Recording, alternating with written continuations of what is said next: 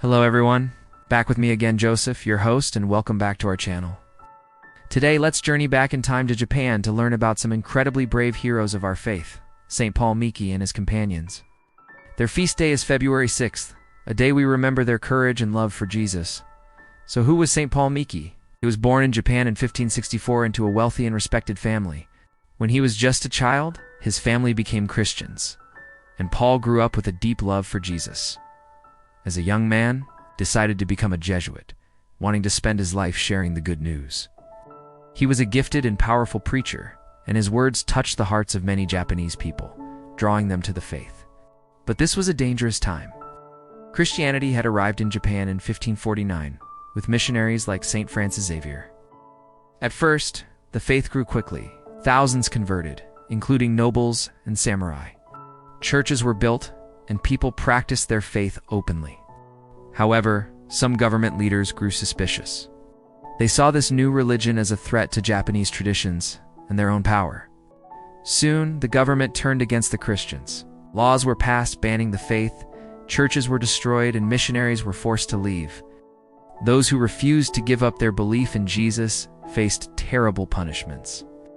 This was the world Saint Paul Miki lived in. Despite the risks, he continued to preach boldly, encouraging everyone to stay faithful. In 1596, the persecution intensified.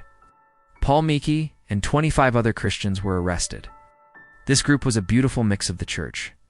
There were Jesuit priests, Franciscan missionaries, and dedicated laypeople, including catechists, doctors, and even 3 young boys who were altar servers.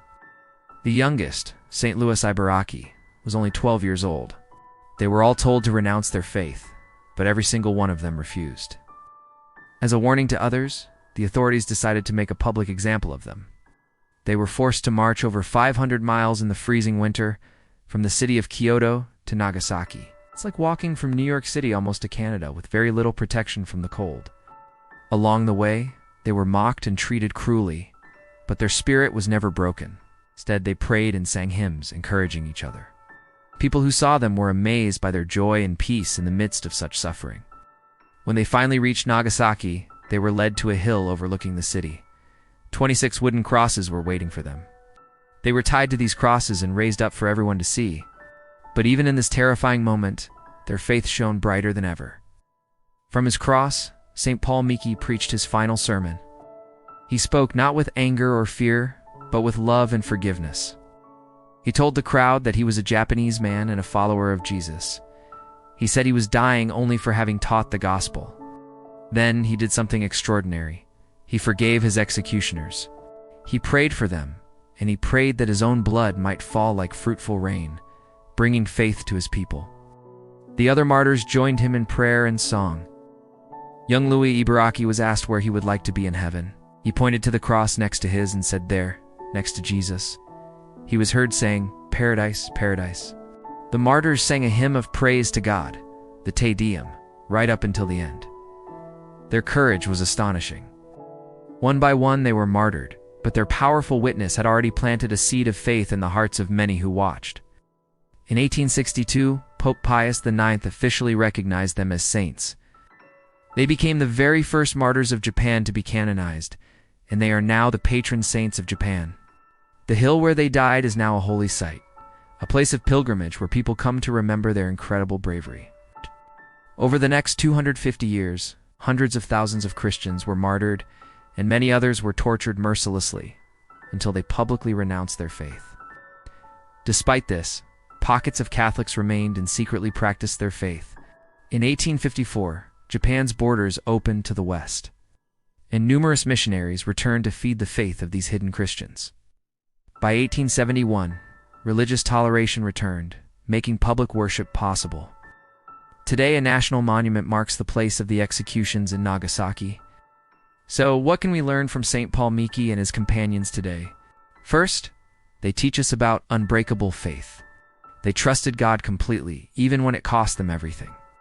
Their story reminds us that when we face challenges in our own lives, big or small, we can turn to God for strength.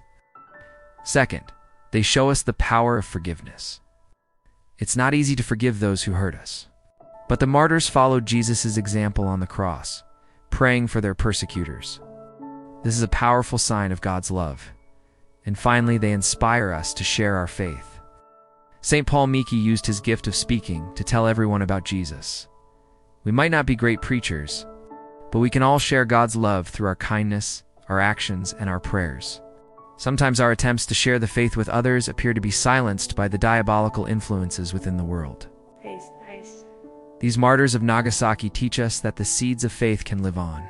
The many martyrs that followed give witness to the power of God's grace and the transforming character of His Word. How strong is your faith? Is it strong enough to endure torture and death? Allow the witness of these saints to inspire you to be more fervent. Their story is a timeless reminder that faith, hope, and love are stronger than any fear. They show us that with God we can face anything with courage and even joy. Let's end our session today with a prayer. Holy martyrs of Nagasaki, you and countless others gave your lives in witness to the faith that God planted in your hearts. Please pray for me, that I will have the same faith and courage that each one of you had, so that I will be a witness to Christ in all that I do. Holy martyrs of God, pray for me. Jesus, I trust in you. Amen. Thank you so much for joining me today to learn about these amazing saints. Their lives challenge us to live more bravely and love more deeply. If you found their story inspiring, please like and share this video and subscribe for more stories of the saints.